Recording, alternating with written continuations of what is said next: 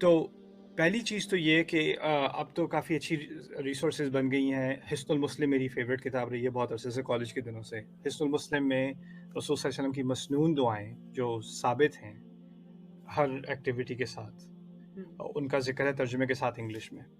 اس کی on line بھی بہت ساری کاپیز ہیں، میرا خیال ہے اردو میں بھی اس کا ترجمہ ہو چکا ہے، تو وہ ہر ایک کے پاس میرے خیال ہے ہونی چاہیے. اور وہ ایک اچھا ریسورس ہے کہ اگر آپ پاکٹ سائز کا وہ بناتے ہیں تو انسان اپنے پاس ہی رکھ لے، اس میں سے بار بار اگر بھول جاتا ہے تو کوئی بات نہیں، اسی سے پڑھ لے. لیکن اس کے علاوہ یہ ایک طرف ہے کہ ٹھیک ہے بہت سارے اوکیزنس کی ایکچولی دعائیں ہیں. مجھے یاد پڑتا ہے میں نے بچوں کو بھی ایک سیریز پڑھائی تھی، عرصہ ہو گیا، پتہ نہیں اس کی ریکارڈنگ اب ہے بھی کہ نہیں. دعاز ایوری کڈ شوڈ نو، ہر بچے کو کون سی دعائیں پتہ ہونی چاہیے، رائٹ؟ تو دعا اگر ڈر لگ رہا ہے تو کون سی دعا پڑھو، اگر کوئی اسکول میں آپ کو کوئی انٹیمیڈیٹ کر رہا ہے، بلی کر رہا ہے، تو اس کی کون سی دعا ہونی چاہیے. ان قسم کی سچویشنز کی بھی دعائیں ہیں سنت میں. لیکن ایک تو یہ چیزیں ثابت ہیں، لیکن دوسرا ہے ایکسٹریم. اور ایکسٹریم یہ ہوتا ہے ہمارے دین میں انفارچونیٹلی جو بنو اسرائیل کے ساتھ ہوا، کہ اصل ہمارا دین ایک پیغام ہے. اس کا جو لب لباب ہے نا، وہ ایک پیغام ہے.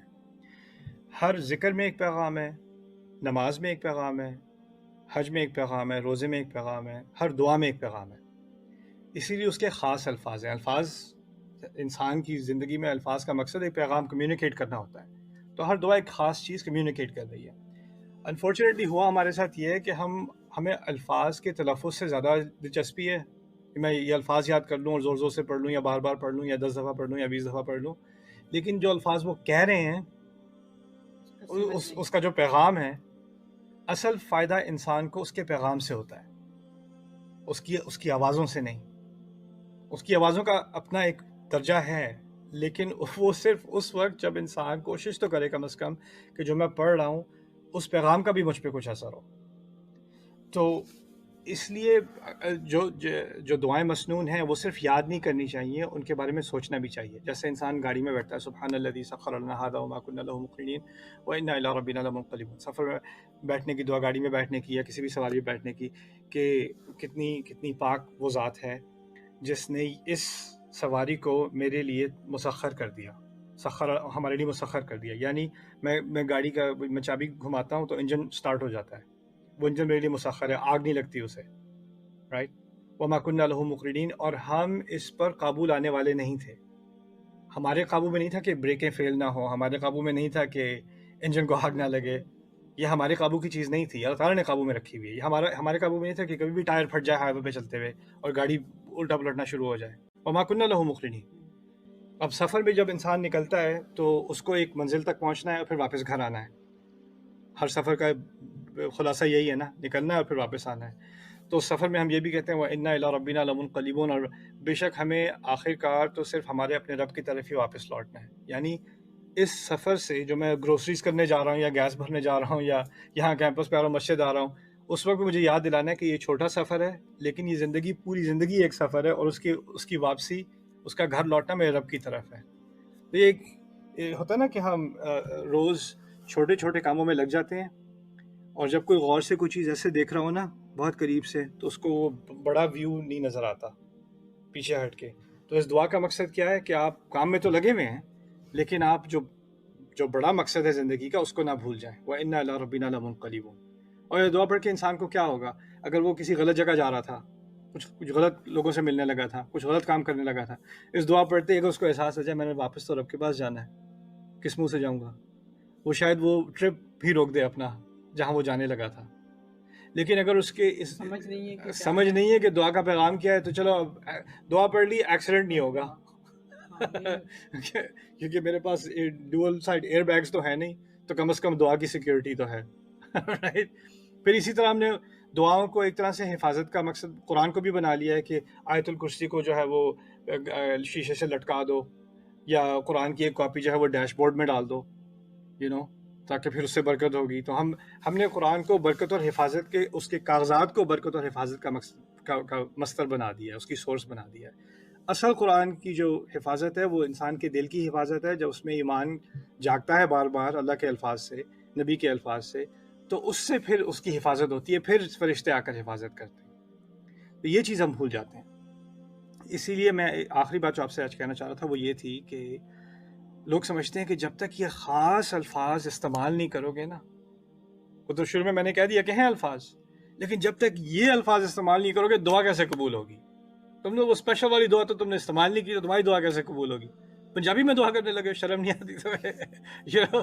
بنگالی میں دعا کرو گے، پنجابی بنگلہ میں کرو گے، پنجابی میں کرو گے، چائنیز میں دعا کرو گے، انگلش میں کرو گے؟ نہیں نہیں یار، عربی میں دعا ہوتی ہے، دعا تو ہوتی ہے عربی میں ہوتی ہے۔ یہ غلط کانسیپٹ ہے۔ یہ دعائیں جو سنت میں ہیں ان سے تحسین ہو رہی ہے، یعنی آپ نے دل سے دعا کی ہے، الفاظ سے آپ کو پتہ ہے، مجھے پتہ ہے جو ہم نے مانگنا ہے۔ ان دعاؤں میں ہدایت ہے، صرف مانگنا نہیں ہے، ہدایت بھی ہے، یہ ان کا مقصد ہے اصل۔ لیکن اللہ تعالیٰ نے ایک عجیب قصے میں سورۃ الکہف میں، مشہور قصہ ہے جو 7 اور نمبر تو ہمیں معلوم نہیں کتنے تھے، فتیہ جو غار میں جانے والے ینگ لوگ تھے جن کا ذکر سورۃ الکہف میں شروع میں ہے۔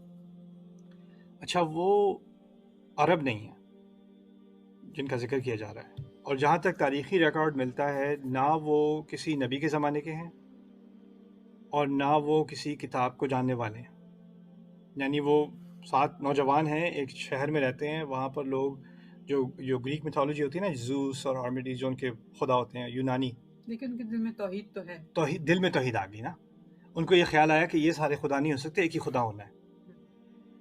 اب ان کے دل میں یہ خیال آیا تو انہوں نے اپنے سوسائٹی کے مذہب کا انکار کیا۔ جب انکار کیا تو اس کو ایک بہت بڑی بدتمیزی مانا گیا، تو ان کو اصل میں سزائے موت دی گئی، صرف اس ایمان کی بنیاد پر کہ ایک ہی خدا ہے۔ اب وہ اپنے رب کی وحی کو نہیں جانتے، ان کو انبیاء کا نہیں پتا، بس یہ پتا ایک ہے رب، دل مان گیا کہ ایک ہی رب ہے۔ اب وہ شہر سے بھاگ رہے ہیں اور کہہ رہے ہیں ربنا آتنا من لدنک رحمہ وہیئ لنا من امرنا رشدا، ہمارے رب اپنے خاص خزانوں میں سے ہمیں ایک اپنی رحمت دے اور ہمارے لیے جو سیدھا راستہ ہے وہ مہیا کر دے، آسان کر دے۔ یہ ان کی دعا ہے۔ یہ دعا انہوں نے عربی میں نہیں پڑھی، یہ دعا انہوں نے کسی نبی سے نہیں سیکھی، یہ دعا انہوں نے کسی کتاب میں جا کر کسی عالم سے جا کے نہیں، یہ ہم پہاڑ میں جا کے اپنی پناہ لینے لگے اس کے لیے خاص دعا بتا دیں، یہ نہیں کیا انہوں نے۔ ان کے دل سے یہ بات نکلی کہ ہمارے رب اب آپ ہی راستہ دکھا سکتے ہیں اب تو، اور اب ہر طرف سے جو ہے ہمارے اوپر ظلم ہونے والا ہے، رحمت صرف آپ کی طرف سے ہی آ سکتی ہے۔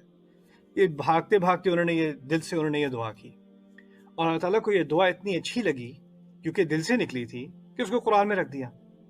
اب ہم بڑا قرآن کا عالم، کوئی بھی حافظ، وہ جب بھی دہراتا ہے، ہم تو ویسے بھی سورۃ کہف پڑھنے کی جمعے پہ سنت ہے، ہم اس دعا کو ریپیٹ کرتے ہیں، دہراتے ہیں، اور یہ مسنون دعاؤں میں سے، قرآن کی دعاؤں میں سے ہے، منسوس دعاؤں میں سے ہے۔ لیکن اس کی اصل کیا ہے؟ اصل تو یہ کچھ نوجوان لڑکے جن کا کوئی علم بھی نہیں تھا، بس دل صاف تھا۔ اس سے قرآن ہمیں کیا سکھا رہا ہے؟ دعا کی اصل کیا ہے اور دعا کی خوبصورتی کیا ہے؟ اس کو سمجھنے کے لیے ایک بلڈنگ ہوتی ہے، بلڈنگ کی ایک بنیاد ہوتی ہے، بلڈنگ میں ستون ہوتے ہیں، اور پھر اس کے بعد ڈیکوریشن کی دیواریں بنتی ہیں، پینٹ ہوتا ہے، اور چیزیں خوبصورت لائٹنگ ہوتی ہے، لیکن اصل جو بنیاد ہے وہ دل سے دعا مانگنا ہے۔ اگر بنیاد ہے تو بلڈنگ کھڑی ہے۔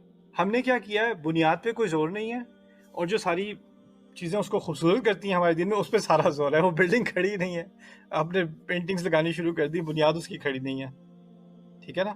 تو اسی لیے ایک طرف تو یہ سوال ویلڈ ہے کہ اس موقع کی کون سی دعا ہے، اس موقع کی کون سی دعا ہے، لیکن اگر آپ کو کسی موقع کی خاص دعا پتہ نہ ہو تو آپ کے دل میں کسی بھی زبان میں اگر آپ نے اپنے رب سے سنسیئر دعا کی ہے تو اس کا اثر ہوتا ہے، ہمارا رب سنتا ہے۔ اجیب دعوت الداعی اذا دعان، اس میں قید نہیں ہے بالعربیہ، قرآن نے کہہ دیا، اللہ تعالیٰ نے خود فرمایا میں جو بھی دعا کرتا ہے، جب بھی کرتا ہے، میں اس کی دعا کا جواب دیتا ہوں۔ یہ نہیں کہا جو عربی میں کرتا ہے اس کا جواب دیتا ہوں، یا جو میری سکھائی ہوا دعاؤں کو پڑھتا ہے میں صرف انہی کا جواب دیتا ہوں۔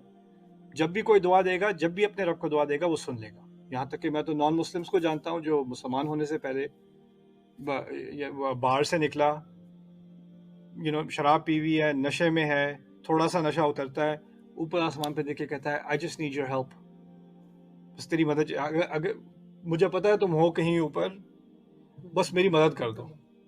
کہتا ہے اس کے بعد سے ایک کے بعد ایک میری زندگی میں واقعہ یہ ہوا کہ میں مسلمان ہو گیا۔ نہ اس نے عربی میں دعا کی، نہ کسی سے سیکھی، وہ دل سے اس نے رب کو پکارا ہے اپنے، اس نے اپنی زبان میں اہدنا الصراط المستقیم کہا ہے ایکچولی، اور تعالیٰ نے جواب دیا اس کا، رائٹ. تو یہ چیز اصل میں سمجھنے کی ہے. اس کو آرٹیفیشل نہ بنا لیا جائے، اس کو صرف خالی الفاظ نہ بنا لیا جائے جو دہرائے جائیں، جن کا ورد کیا جائے.